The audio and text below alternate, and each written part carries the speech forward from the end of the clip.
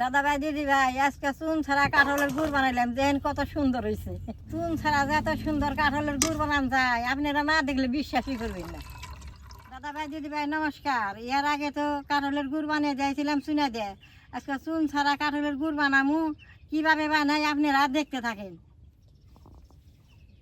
সব কাঁঠালে গুড় হয় না, এই দেন আমি টুকটুকা কাঁঠাল লইছি, কাঁঠালটা এখন ভাঙ্গা নেবো। যে কাঁঠালের রস বেশি সেই কাঁঠালের গুড়টা খুব ভালো হয়, এইটার মধ্যে খুব রস আছে।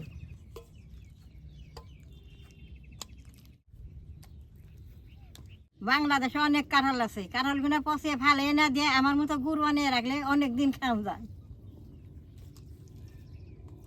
রসের টুপটুপ হয়ে রয়েছে, এইটা সুন্দর গুড় হবো।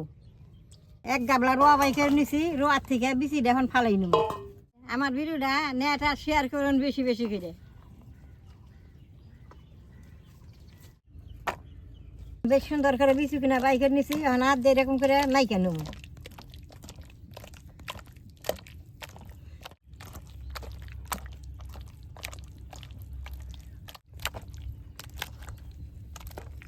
চুন ছাড়া যদি গুড় বানান তাহলে এরকম করে মাইকে আধা ঘন্টা রোদ দেবো হয়তো নেবো, তাহলে রসটা বেরোইব। আর রোদ না থাকলে রস বেরোবো না। দেন এটা বেশ সুন্দর করে মাইকা নিছি, এখন আমি এটা রোদরে নিয়ে বহাইতো। মাঠে রোদ আছে, যে জালের ভিতরে আমি কাঠলটা বহাই দিলাম।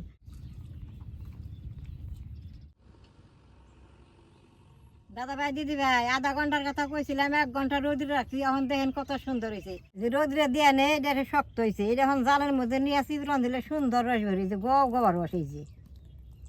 অনেকেই কয় বলে ঠাকুমা কেমনি করে গুড় বানায়, তেলের মধ্যে কাঁঠালটা এরকম করে নন রাখবো। হয়ে গেলে একটা খন্ড নিচ্ছে, এটার মধ্যে তখন চিপড়ে নেবো।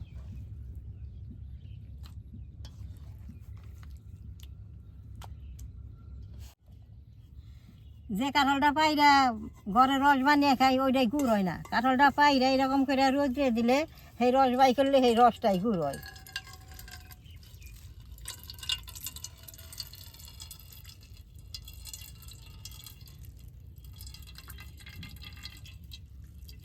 দেন কি সুন্দর পাতলা রস বেরিয়েছে। আমরা যে খাই ওটা গুড় হয় না, ওটা জাল দিলে পুইরট, এটা যে কি সুন্দর পাতলা টল টল হইবে, এইটাই গুড় সুন্দর হবো। এই যে দেন কি সুন্দর গপ গবে রস বেরোয়, টল টলা রস কিনা গপ গবে পরবার নিচ্ছি। এটাতে গুড় বানাইলে কত ভালো হবো।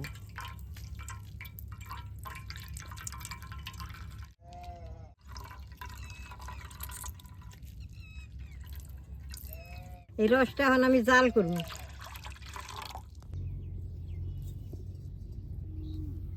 রস ফুটি কড়াইতে দিয়ে দিলাম।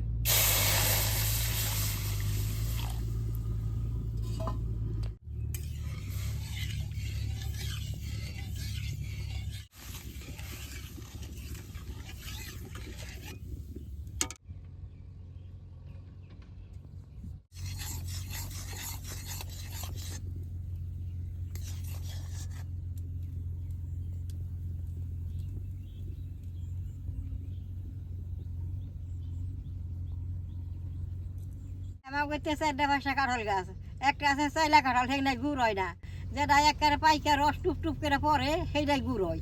এই যে দেখেন কড়াই বুঝাই গুড় দেখা গেছে, কড়াই বুঝাইব না, এটা জাল হয়েছে, এটা ফ্যানটাটা গেলে অল্প হবো।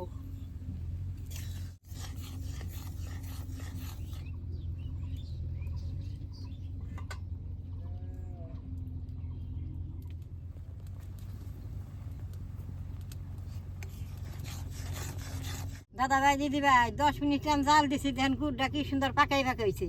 গুড়টা হয়ে গেছে, নামাই নেব। কাঁঠাল দিতে এত সুন্দর গুড় হয় অনেকে বিশ্বাসই করবো না, আপনারা যদি বানিয়ে দেখেন তো সে বিশ্বাস করা আসবে। এই দিন কত সুন্দর গুড় হয়েছে।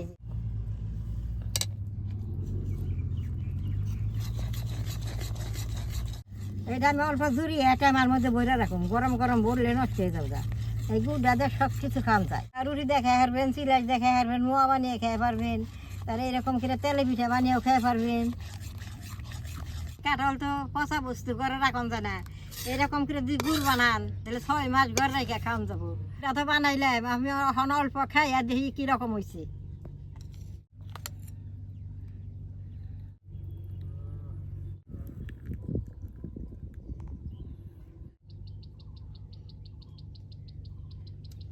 দাদা ভাই দিদি ভাই গুড়টা বেশ সুন্দর মিষ্টি হয়েছে আর সুন্দর কাঁঠালের বাসনা বেরিয়েছে। আপনারা এরকম করে বানিয়ে খেয়ে দেখবেন গুড়টা কত মিষ্টি। আমার এই কাঁঠালের গুড়ের ভিডিও যদি আপনাকে দেখে ভালো লাগে নেট করবেন, শেয়ার করবেন, আমার পাশে থাকবেন, কালাডাই টিভি দিবেন।